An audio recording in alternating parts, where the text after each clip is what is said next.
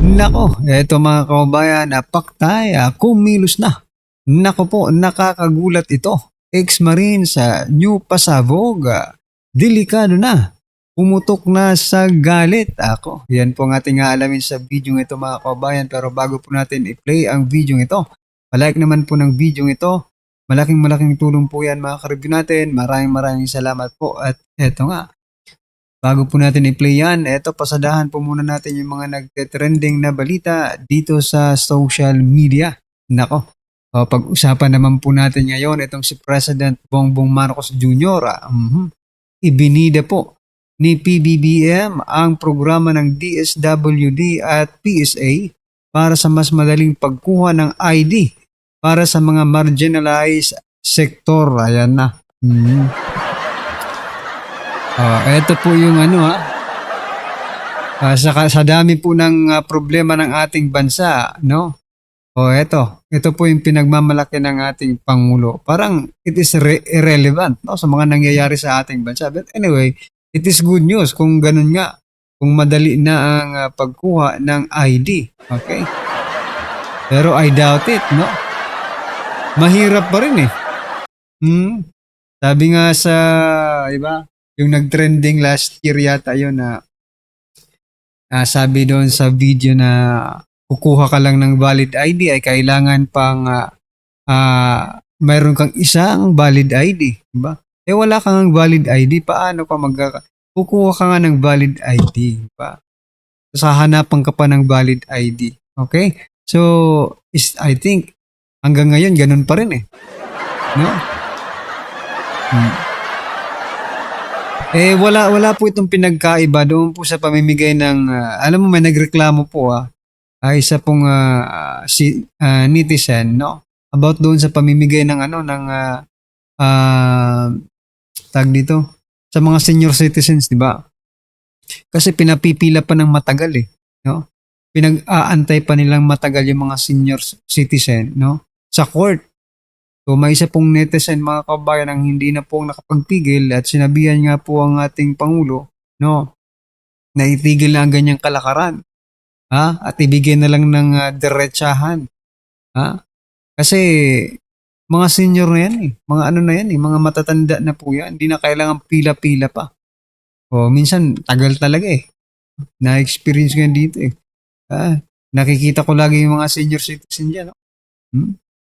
Halos ilang oras po silang nakaupo dyan mga kababayan sa court. Oo.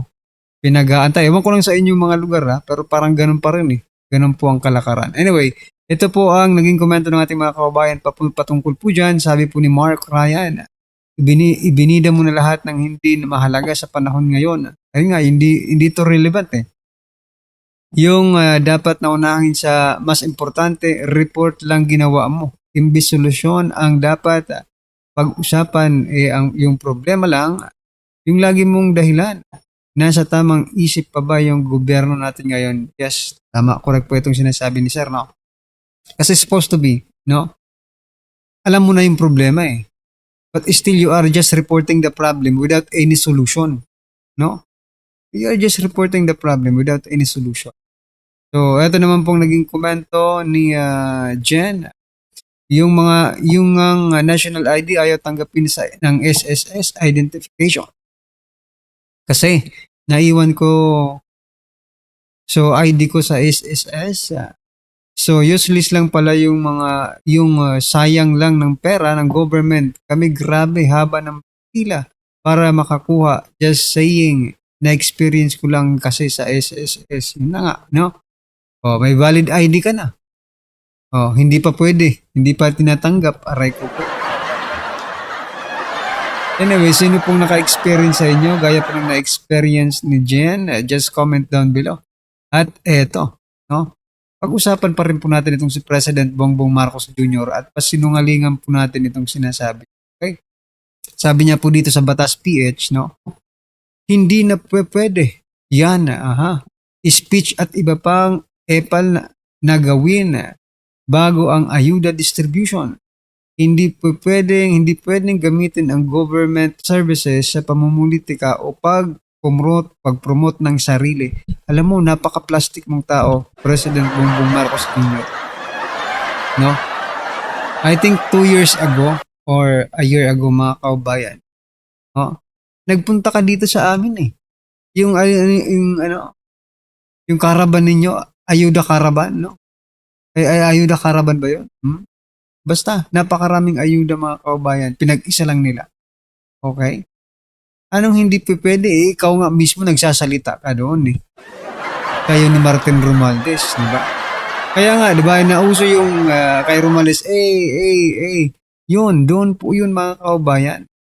Doon po sila nagsasalita. Ang iipal ninyo. Tapos ngayon sasabihin mo, hindi na po pwede. Utot. Grabe talaga. Bakit ngayon hindi na pwede? Sige nga. Baka ayaw na sa inyo ng tao. Baka batuhin na kayo ng kamatis pag sige pa kayo salita sa stage, di ba? Grabe mga kasinungalingan ng mga nila. Sabi po dito, President Bongbong Marcos Jr. reminded politicians that they are not allowed to conduct speeches or any self-promotional activities during distribution of national government's cash aid, citing the anti-EPAL policy. I don't believe it na anti-EPAL policy, no? Under the Department of Interior and Local Government, Memorandum Circular and Provision in the General Appropriations Act, hindi po pwede na yan. Iba pang pang-EPAL na gawin bago ang ayuda distribution, hindi pwedeng gamitin ng government services pa sa pamumulitika o pag-promote ng sarili. You know what? Halos nga nauubos ang oras eh, no? Etong mga activities, no, sa pagmimigay ng ayuda. Halos nauubos po ang oras, mga kababayan, sa pagsasalita ng mga hinayupak ng mga politiko. Ayun nyo, kawawa po. Kawawa po yung mga tao eh. Biruin nyo, alas 4 pa lang ng umaga or alas 3 ng umaga, nandun na nakapila kasi haba talaga ng pila pag ayuda eh. No? Mahaba. So, alas 4 pa lang, minsan nga, doon na siguro sila natutulog eh. No? Para mauna lang sa pila. Di ba? Ngayon, maaga po silang pipila, uuwi po sila ng gabi. Dahil po sa mga pakulo po ng mga politikong yan eh. No? Dahil po sa mga speech muna bago mamigay ng ayuda. Di ba? Ay nako. Kaya bad shot dito yung itong sinasabi dito niya President Bongbong Marcos Jr., di ba? Ito po ang naging komento ng ating mga kababayan. Sabi po dito, pakisabi yan sa Ilocos Norte. Panoorin mo to, sir. Isama mo ang kaalyado mo. Oo. Sus, Mariosep, maraming tutol sa ayuda na yan kasi ugat ng korupsyon yan. At kung palagay nyo ay suhol yan para sa darating na halalan ay mali kayo. Sinusuka na kayo. Oo. Madaming EPAL na politiko ay sa Lingayen, Pangasinan hanggang ngayon. Wala namang nahuhuli. Correct. Ang tagal na yan, mas lalong lumalala ng kayo na ang nakaupo. Correct. Alam nyo, malaki talagang pagkakaiba ng pamimigay ng ayuda nung, di ba, may pandemya sa atin, si former President Duterte. At ayuda ni President Bongbong Marcos Jr. Napakalaki po ng mas mabilis po eh. Alam nyo, mas matanda lang si former President Duterte pero mas mabilis po ang kilos nila. Dito naman, mas bata-bata pa si Marcos pero napakabagal ng kilos. No? At mukhang napupolitika pa. Biruin mo ngayon. Diba? In the past years, mga kababayan, no? Mayroon po tayong mga kababayan na minsan hindi po nakatanggap ng ayuda. Yung iba, no? 3-4 na beses nang nakakatanggap. Pero yung iba, minsan, hindi po nakatanggap ng ayuda. Bakit? Kontrapartido eh. Ibig sabihin, kinukulayan po nila yung kanilang pamimigay ng ayuda. Which is not good. Di ba? Kasi pera naman po yan ng bayan at hindi naman po nila Sariling pera yan. Okay? Anyway, ano po ang inyong opinion patungkol dito mga karabin natin? Just comment down below at eto, pasadahan na po natin yung video. Pasok. 18 Marines pumutok na sa galit. At ito, suportado, di umano ng mga militar. Simulan po muna natin dito mamayang konti sa dulo. Posible, doon natin pag-usapan itong tandem. Buo na, di umano. Posibleng tandem, nakakalaban kay BP Sara sa 2028. Pero ito importante, ito ang malaking balita na patuloy binabasag ng media. Okay, pag-uusapan natin to. Emosyonal ang ilang mga dating sundalo na nagpakilalang mga dating security daw ni Zaldico nang humarap sa itinatawag nilang press conference. Inigipit daw sila at pinagdududahan sa kanilang alegasyon na naghatid sila ng malem-maletang pera sa ilang politiko at personalidad kabilang na si Pangulong Bongbong Marcos. Wala silang partikular na tao o grupo. Ito sinasabi, no, maputol lang natin. Sinasabi nila na itong mga 18 Marines, ginigipit sila. Alam nyo kung napanood nyo yung buong balita nito, yung buong interview sa kanila. Nako, matindi. Kayo na humusga. Pero in my opinion, nung napakinggan ko to, grabe ang media. Grabe. Parang ang media ay ang idinidiin sa klase ng kanilang pagtatanong ay itong mga Marines pa. Parang ang klase ng kanilang direksyon ay sila ay parang abogado ni Bongbong Marcos at ni Tambi, ni Martin Romualdez. Kayo po humusga, pero sa akin, nakita ko no? Napanood ko. And sayang nga dahil supposedly, nung Sabado, magpapa-interview sila sa SMNI dahil sa amin, Banatero specifically, dahil para mabigyan natin ng liwanag ito, no? Pero sa kasamahang palad, dahil sila ay nagkaroon ng threat that time, no? May balita tayo, no? Hindi ko nababanggitin. Ito po ay grupo ng mga uniformado na meron daw nagbabantay sa labas pa lang ng kanilang hideout, ng kanilang safe house, parang ganoon, no? Sa katunayan, itong kanilang pagkasasama ngayon, itong interview ngayon, naputol pa nga ito dahil may natatanggap na threat. Grabe po, kasi talagang ito, derechahan. Si Bongbong Marcos ang mastermind. Kasabwat yung kanyang pinsan. Kaya napakadelikado nito. Mapapansin nyo naman sa klase ng media natin, sa klase ng Senado, sa klase ng Congressman, sa Senado ng Ombudsman, tila sila pa ang masamang tao. Naku, matindi. Doon pa lang, alam nyo, totoo po na may threat sa buhay nila. Nakakalungkot po.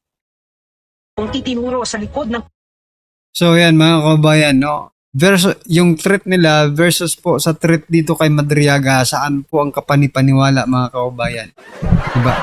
Tapos pilit na pinipick up ng media yung kay Madriaga. Instead, naibalita ito pong threat dito sa mga 18 Marines, di ba? Nakikita nyo ng difference mga kabayan, di ba? Kapag kay Madriaga, threats, death threats, kailangan agresibo ang media. Kailangan busisiin kung sino, di ba? Pero pagdating po dito, sa 18 Marines, nako, kahit ano pang threats niya na wala silang pakialam. panggigipit. Pero bakit daw di iniimbestigahan ang mga sinabi nila na anilay walang halong politika? Sa ganitong sitwasyon na naglalahat kami ng katotohanan na aming salaysay, sana respetuhin nila kami, bigyan nila kami ng credibility, hindi baba yung moral namin. Para ito sa bayan, sir, ang ginagawa namin, sir. Hindi ito pang sarili lang namin. Ako, tama, may punto si Sir Alam nyo, media, wag naman tayo magpapakasangkapan. Halatang-halata yung klase ng tanong ninyo. Niluluto nyo. Parang idinidiin. Kaya nakikita ko yung frustration ni Sir Bakit kami? Wag naman sila ang pang pagdudahan. Normal naman po kung hindi kayo maniniwala Pero sana, ang titingnan po natin, may katunayan ba yung pinagsasabi nila? Hindi yung personalidad. Naiintindihan po? Buhay po namin sa kapamilya namin ang nakataya dito. Hindi namin isusugal ng ganun-ganun lang. Pinanindigan nilang naghatid sila ng pera na nasa 5 maleta sa bahay ng Pangulong Marcos sa Ilocos Norte. 5 malita po yung dinala namin ni Kong Saldi doon sa bahay. Saan po? Sa Ilocos po. Saan po sa Ilocos? Yung ano po, may lake po. Doon sa may lake, nako may lake ko. Doon sa Ilocos Norte na may lake, doon ba ando doon na hindi na siguro nila binanggit yung address kasi baka hindi po legal po yun. Pero yung address sa bahay mismo ni Bongbong Marcos. Diba? Ang sabi nga kanina, pamilya namin ang nakataya dito, buhay namin. Alam mo, mas maniniwala ko tingnan. Sila, wala silang illegal na nagawa. Pero nagsasalita sila para isakripisyo yung kanilang buhay at yung kanilang pamilya para makatulong sa taong bayan. Totoo ba? Yes. Wala naman silang problema eh. Di ba? Unlike yung mga testigo ng kay BP Sara nakakulong. Oh. Iyon may problema. Yun mismo, pwedeng gawing kasangkapan ng gobyerno. Pwedeng fake. Ito wala, nananahimik ka sa buhay mo. Magsasalita ka, itataya mo buhay. Alam mo, para sa isang pamilyado, masakit yun. Itataya mo. Di bali ng buhay mo eh. Pero itataya mo yung buhay ng mga anak mo. Matindi po ito. Ibig sabihin, legit po. Ilan po yung may lake. Nakita rin daw nila si Congressman Laila De Lima noong Ako. 2025 sa isang townhouse sa Forbes Park, Makati na laging kamiting si Congressman Zaldico. Yung time na nakikita namin siya, ma'am, 2025 po, Sa townhouse. sa townhouse po, lagi po siya doon. Kamiting sila boss. Then paglabas niyan, may mga bit-bit na po yan sila na kuwan, paper bag. Paper bag? At paano nyo alam na may laman yung paper bag na pera? Kasi po, galing po yun Horizon, ma'am eh. Kami po ang nagdadala sa townhouse. Tsaka lang po namin ng pera yun kasi sinasabi po ng mga ma'am. Tsaka nakikita rin namin. Nauna Ako sa totoo lang, wala akong katiwa-tiwala dito kay De Lima eh. Alam mo ito, gusto lang gumante sa Duterte. Diba? Obvious yan, nakulong to because of Duterte. Nahuli yung kalokohan niya. Pati nga dun sa driver, nahuli. Okay?